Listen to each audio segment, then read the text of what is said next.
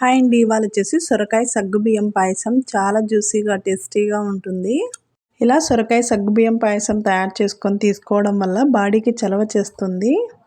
సొరకాయ కాంబినేషన్తో సగ్గుబియ్యం వేసుకొని ఒకసారి పాయసాన్ని ఇలా తయారు చేయండి. టేస్ట్ అయితే చాలా బాగుంటుంది. పిల్లలు పెద్దలు అందరూ చాలా ఇష్టంగా తింటారు. ముందుగా ఒక అరకప్పు దాకా సగ్గుబియ్యం తీసుకోవాలి. చిన్నవైనా పర్లేదు, అలాగే పెద్దవైనా కూడా పర్లేదు.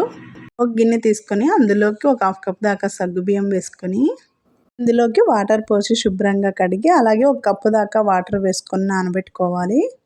ఈ సగ్గుబియ్యాన్ని ముందుగానే నానబెట్టుకోవడం వల్ల మనం ఉడికించుకునేటప్పుడు చాలా తొందరగా ఉడుకుతాయి. ఇలా 2 లేదా 3 గంటల పాటు నానబెట్టుకొని ఉంచుకోవాలి. ఇప్పుడు స్టవ్ వెలిగించి కడాయి పెట్టుకొని అందులోకి ఒక 2 టేబుల్ స్పూన్ల దాకా గీ వేసుకోవాలి. అందులోకి డ్రై ఫ్రూట్స్ని వేసి వేయించుకోవాలి.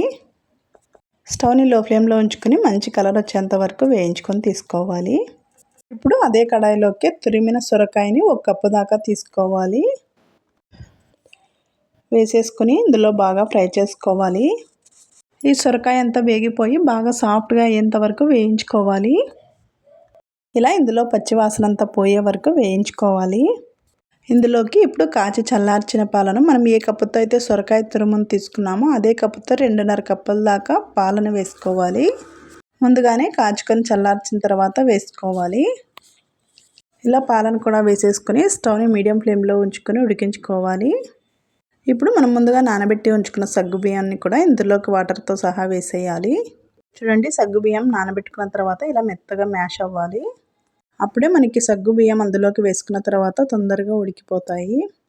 ఇలా నానబెట్టిన సగ్గుబియ్యం అన్నీ వేసేసుకొని ఒకసారి బాగా మిక్స్ అయ్యేలాగా కలుపుకోవాలి.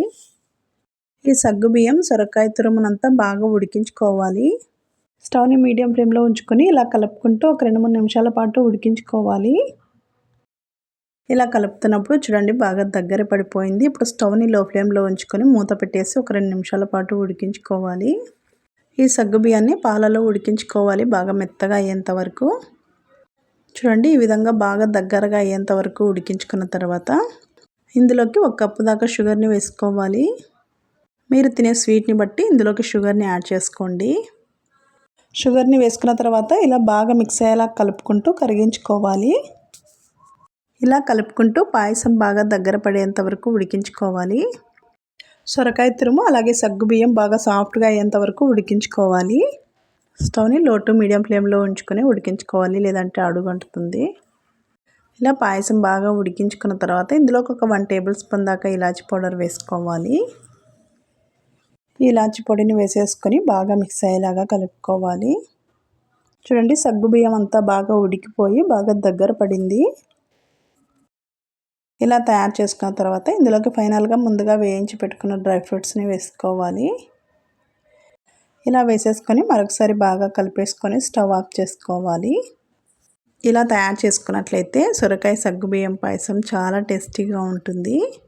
ఎక్కడైనా హోటల్కి వెళ్ళినప్పుడు చిన్న గ్లాస్లో స్వీట్ వేసి ఇస్తుంటారు కదా, సేమ్ అదే టేస్టీగా ఉంటుంది ఈ సొరకాయ సగ్గుబియ్యం పాయసం. ఇలా తయారు చేసుకొని వేడివేడిగా సర్వ్ చేసుకోవడమే. మీరు కావాలంటే ఫ్రిడ్జ్లో ఉంచుకొనైనా కూల్ అయిన తర్వాత అయినా సర్వ్ చేసుకోవచ్చు. టేస్ట్ అయితే చాలా అద్భుతంగా ఉంటుంది.